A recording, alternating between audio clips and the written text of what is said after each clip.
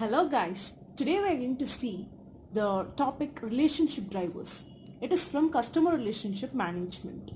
See, first we have to know what is customer relationship management, right? So it is the relationship between the customer and the supplier. The relationship, the bond they have between them is called the customer relationship management. So the relationship drivers, what are these? The relationship drivers are the factors that keep the relationship going. That is, they help the relationship in maintaining the relationship, they help them most. The next thing is, in this, the factors are, first one is risk, salience and emotion. Second is trust and commitment. Third one is perceived need for closeness. Fourth one is customer satisfaction. So we'll go one by one. So the first one is risk, salience and emotion, right? First we'll know what is risk. Risk means the risk actually prevails in the business, right? It is like we'll get loss or we'll get gain. You won't be much particular about it. The next thing is salience. Salience means the most prominent thing that is taking place between the supplier and the customer. In the business, whatever has more importance, more prominence is called the salience. The next thing is emotion. Emotion means we already know, right? It's about the feelings that the supplier and the customer have for each other. In this risk, salience and emotion, the next we have three more parts divided here. The first one is high risk, salience and emotion. It is actually at the start of the business, because when at the starting itself, what will happen is the customer will not be knowing much about the supplier, and the supplier will also be not much knowing about the customer. So there will be high risk there. The next one is low risk, salience and emotion. See, this is after a good relationship. After they have good relationship with each other, they have good bond among each other, then what will happen is the risk will come down. So here it is low risk, salience and emotion. It will be mostly after they get settled and have good relation. The third one is personalized services. It is actually not under the high risk salience or the low risk salience and emotion. It's fully different from that, because it is dependent on the person to person. One person may feel it is, yeah, it is good, the service is good, but the other may feel, no, it is not that much.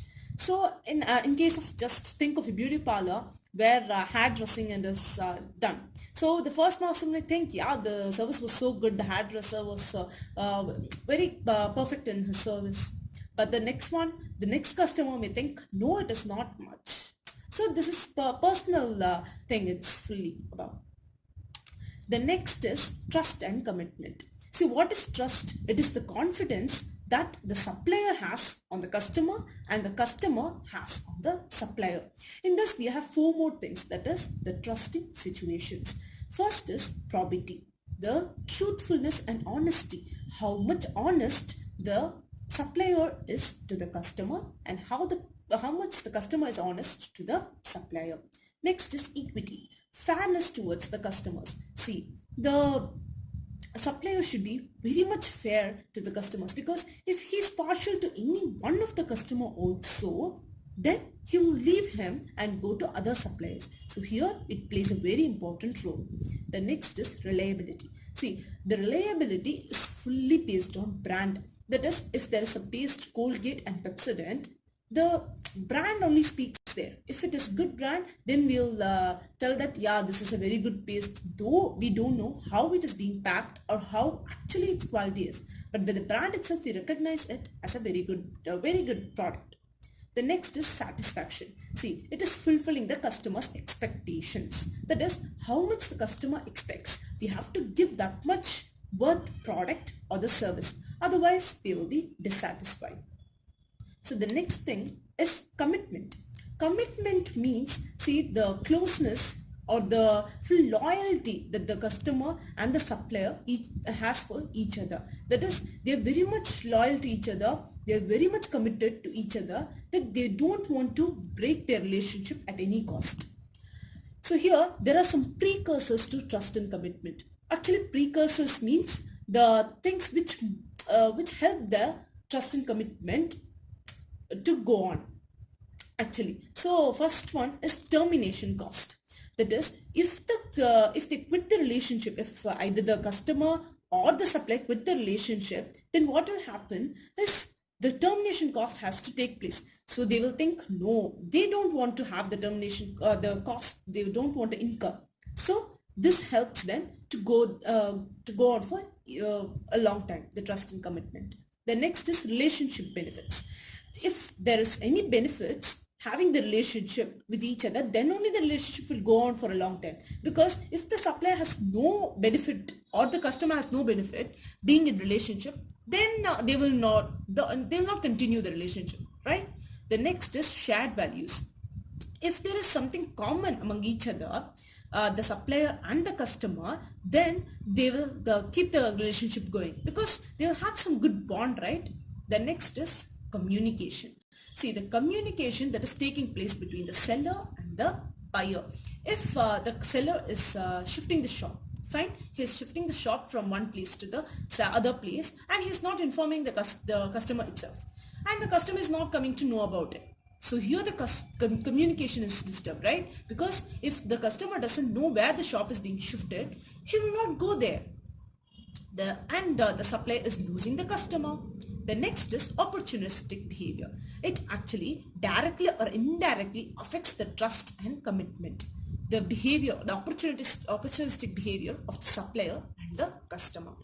And the next thing is perceived need for closeness. See, here what it is the supplier and the customer mostly tend to keep their relationship going and have very close relationship with each other.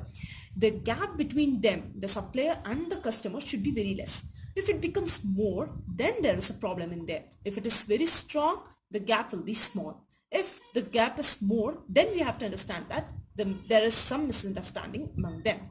So this perceived need for closeness actually drives their relationship further.